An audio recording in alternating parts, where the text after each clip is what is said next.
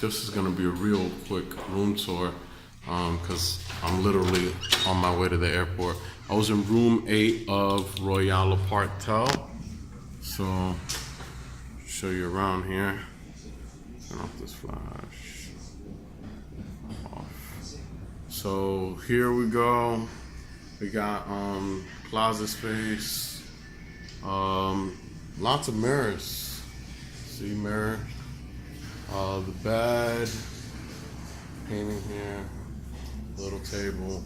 The TV is awesome. As I stated in another review, you could move it around. So if you were just hanging out here, maybe smoking a cigarette out the window, you could watch TV. You could move it over this way. But if you were in bed, you'd move it over this way. Lay down, watch TV. The fridge is fully stocked with, so you have soft drinks, water, candy. I wouldn't be surprised if they had ice cream. No ice cream. The shower's decent, and as I mentioned, you could smoke out the window. Just blow the smoke out the window. Mirror here.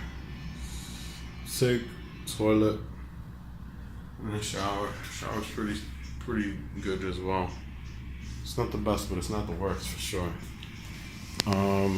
Yeah.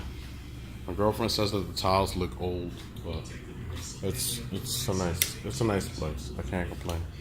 And it's very close to Walking Street. Literally, there's a bar next door, and I want to say it's like 5 minutes away from Walking Street. So yeah, that's it. This is Ariel Penn signing off from Royal Apartelle. Actually, let me show you. They put us downstairs. So, oh, thank you so much, Guido. They put us downstairs, so we have to go upstairs and then go downstairs,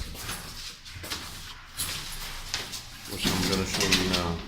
See, the stairs, and this is just to get to the main floor, and then we gotta go down the stairs. Here you go, ma'am.